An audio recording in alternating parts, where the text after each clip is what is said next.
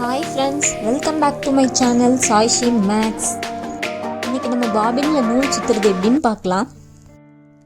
ஒரு empty bobbin எடுத்து அதில் நூலை கையாலேயே கிளாக் வைஸில் 2 சுற்று 3 சுற்று நல்லா ஸ்ட்ராங்காக போட்டிங்கன்னா அதுக்கப்புறம் மிஷினில் வச்சு சுற்றும்போது கொஞ்சம் ஈஸியாக இருக்கும்.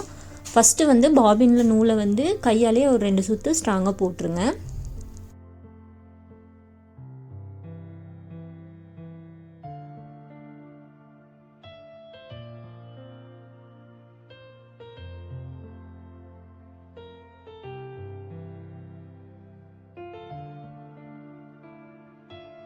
எப்பயுமே தைக்கிறதுக்கு நூல் போடுவோம் இல்லையா, அந்த இடத்துல நீங்கள் பாபின் எந்த நூலில் சுற்ற போகிறீங்களோ அந்த கலர் நூலை மாட்டிட்டு அதுக்கப்புறம் வீல் பக்கத்தில் ஒன்று இருக்கும், ஒரு லென்த்தியான ஒரு ராடு மாதிரி இருக்கும். அதில் நூலை மாட்டி லாக் பண்ணுங்கள்.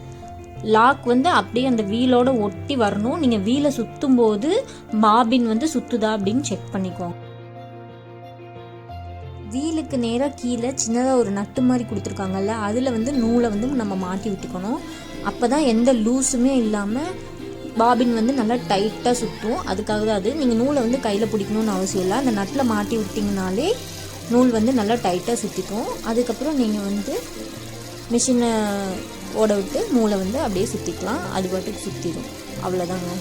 நம்ம இப்போ பாபினில் நூல் சுற்றுறது எப்படின்னு பார்த்தோம். இந்த வீடியோ உங்களுக்கு பிடிச்சிருந்துச்சுன்னா லைக் பண்ணுங்கள், ஷேர் பண்ணுங்கள், மறக்காமல் சப்ஸ்கிரைப் பண்ணுங்கள். Thank you friends.